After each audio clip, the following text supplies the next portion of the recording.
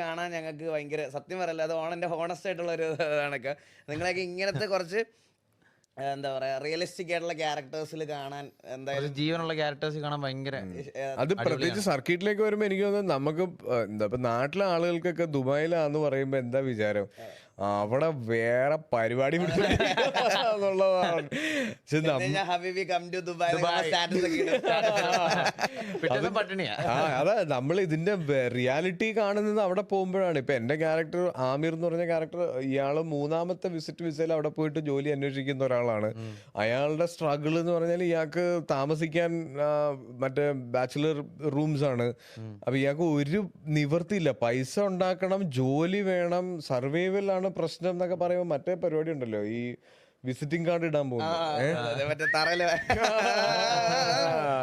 അറിയത്തില്ലല്ലേ, അറിയത്തില്ല കേട്ടോ. നമ്മളെ ദുബായിലൊക്കെ ചെല്ലുമ്പോ തറയിൽ ഇങ്ങനെ കുറെ നമ്മളിങ്ങനെ പോകുമ്പോ പല വിസിറ്റിംഗ് കാർഡ്സ് കാണാം. ഇങ്ങനെ താഴെ കിടക്കും. Spa, massage. ഇതിന്റെ ഒരു ഏറ്റവും വലിയ ഡാർക്ക് സൈഡ് എന്താന്ന് പറഞ്ഞാൽ നമ്മുടെ ഇൻഡസ്ട്രിയിലുള്ള നമുക്കൊക്കെ അറിയാവുന്ന പല ആളുകളുടെയും ഫോട്ടോ വെച്ചിട്ടാണ് ഈ വിസിറ്റിംഗ് കാർഡ്സ് ഇടുന്നത്. മലയാളം ഉണ്ട്, തമിഴുണ്ട്, എല്ലാം ഇങ്ങനെ ഇവരുടെ ഫോട്ടോ, നമ്മുടെ ഫോട്ടോ വെച്ചിട്ട് ഈ പറയണ പോലെ നമ്പർ കൊടുത്തിട്ട് മസാജ് അവൈലബിൾ